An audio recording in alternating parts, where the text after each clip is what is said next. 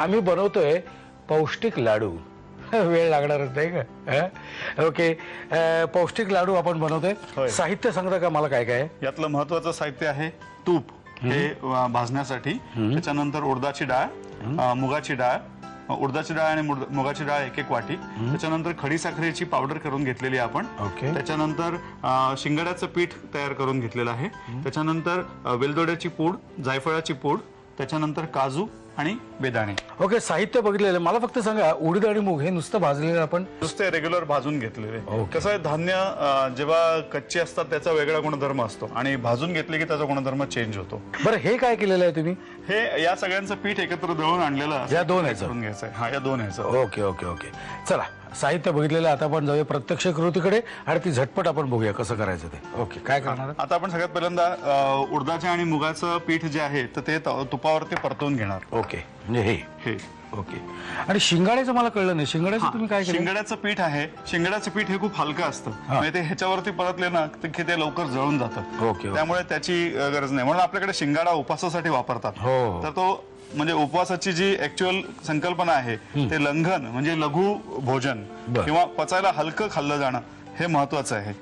मला आपल्या सहज कुतूहल म्हणून विचारतो, उपासाचा म्हणजे उपवास आपण जो करतो तो उपवासाचा आणि देवाचा परमेश्वराचा काही संबंध आहे का एकमेकांना? फार महत्वाचा संबंध आहे. मुळात म्हणजे हा जो उपवास ही संकल्पना, म्हणजे उपास हा शब्द नाहीये तर उपवास असा शब्द आहे. उप याचा अर्थ जवळ, वास याचा अर्थ राहणे, म्हणजे देवाच्या जवळ राहणे. तर सहजासहजी असा एखादा करता यावं की जेणेकरून देवाच्या जवळ आपल्याला राहता यावं. म्हणजे स्वयंपाक आणि या प्रक्रियांमध्ये वेळ जाऊ नये, उपासनेसाठी आपल्याला वेळ मिळावा, म्हणून खरं म्हणजे उपवास ही संकल्पना आहे. मला प्रश्न तोच पडला होता की उपवास केला की मी देवाच्या जवळ कसा काय जाईल. पण त्याचं उत्तर तुमच्या उत्तरातून मला मिळालं ते असं की समजा स्वयंपाक करावा लागला नाही तर तो जो वेळ वाचतो तो आपण जरा देवाच्या समोर बसून त्यांच्याशी गप्पा टप्पा, अगदी देवाणघेवाण विचारांची, परमेश्वराच्या सान्निध्यात राहून त्याचं आणखीन एक व्याख्या पण आहे की उपावृतस्य पापेभ्यः, उपावृतस्य पापेभ्यः सहवास गुणो हि यः उपवासास विज्ञेयः न शरीरस्य शोषणम्.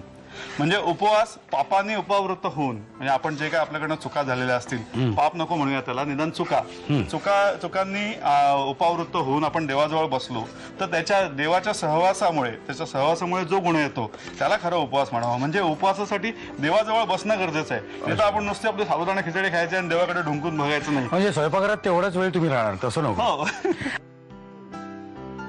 आता आपण काय आपण आता ह्याच्यामध्ये शिंगाड्याचं पीठ घालणार आहोत.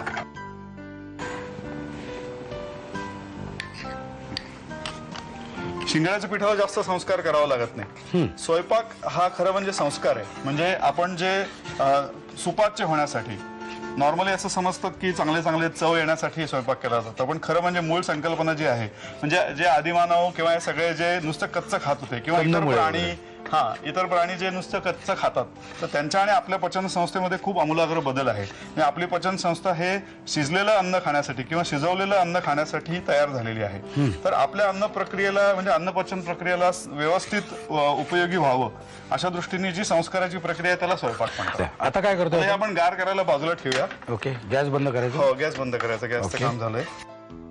बारीक केलेली खडीसाखर दिसताना ती तशीच दिसते. हो, हे आपण साखर आपल्या चवीनुसार घालू शकतो, म्हणजे जेवढी आपल्याला जशी गोडी पाहिजे तशी. बरोबर. त्या अनुषंगाने मला वेलदोड्याची पूड आणि जायफळाची पूड, हे वेलदोडे आणि हे आपल्याला असं वाटतं की फक्त आपण वासासाठी घालतो, पण वेलदोडा हा अतिशय एक पाचक पदार्थ आहे. विशेषतः शरीरातल्या कफाचं पचन या वेलदोड्याने खूप चांगलं होतं. ओके. आणि जायफळ हे सुद्धा तसंच. म्हणजे हे सगळे मसाल्याचे पदार्थ आहेत ना. आपल्याकडे 2 प्रकारचे पदार्थ आहेत. म्हणजे आता आपण बघतो की मसाल्याचे पदार्थ आपण चिमटीने टाकतो, त्याच्यानंतर गहू तांदूळ याची पिठं आपण मुठीने घेतो. बरोबर. तर त्याचे गुणधर्म पण तसेच आहेत. म्हणजे आहार औषधं आणि केवळ औषधं.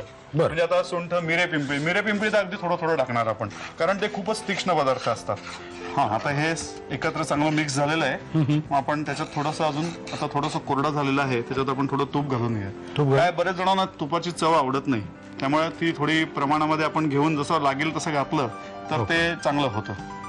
तर हे आपण थोडं एकत्र करूया. क्या बात आहे. आणि छान वास येतोय, मस्त वास आलेला आहे. या भाजलेल्या तुपात भाजलेल्या या गोष्टींचा एक चांगला वास येतो आणि त्याचे गुणधर्म पण त्याचे तसे हे करता येतात, उपयोगी पडतात. आता हे चांगलं व्यवस्थित मिक्स झालेलं आहे. हे आता याचं काय करायचंय? आता आपण हे थोडं थंड होऊ देऊ अजून आणि त्याचे लाडू वळायचे. हे आपलं आता थंड झालेलं आहे. हो, आपण आता वळायला मोकळे झालेलो आहोत. नाही, इकडे वळायला. हा असा मऊसर असं झाला ना की तो त्याची टेस्ट पण खाण्यासाठी एक वेगळी असते. नाहीतर कधी कधी तो लाडू होतो आणि मग तोडण्यासाठी आपल्याला वेगळे वेगळे प्रकार अवलंबावे लागतात. चिन्नी, हातोडी वगैरे. छन्नी, हातोडी वगैरे. हा असं खरंच बसला बरं का आता. क्या बात आहे. तो बसला बघा कसा. आता ह्याच्यावर फक्त काजू लावू ना. हो, रसिक प्रेक्षकांसाठी आणि खवय्यांसाठी आपल्याला ते दाखवायचं आहे. त्यामुळे त्यांना मी दाखवतो की हा काजू ह्याच्यावर असा लावायचा, हा काजू इथे लावायचा आणि हा काजू इथे लावायचा की आपलं काय एक मनाला शांती मिळायला हो, पाहिजे. हो. आणि ते हे लावायचं राहिलं, डोळे त्याचे. ओके. तुम्ही डोळे फाडफाडून नुसतं बघू नका, साहित्य आणि कृती द्यायला घ्या. पौष्टिक लाडू बनवण्यासाठी लागणारं साहित्य: अर्धी वाटी साजूक तूप, 1 वाटी उडीद डाळ, 1 वाटी मूग डाळ, खडीसाखरेची पावडर, शिंगाड्याचं पीठ, जायफळ पूड, वेलची पूड, काजूचे तुकडे आणि बेदाणे. कृती: प्रथम उडीद आणि मूग डाळ भाजून वाटून त्याचं पीठ तयार करावं. साजूक तुपामध्ये हे पीठ भाजून घ्यावं.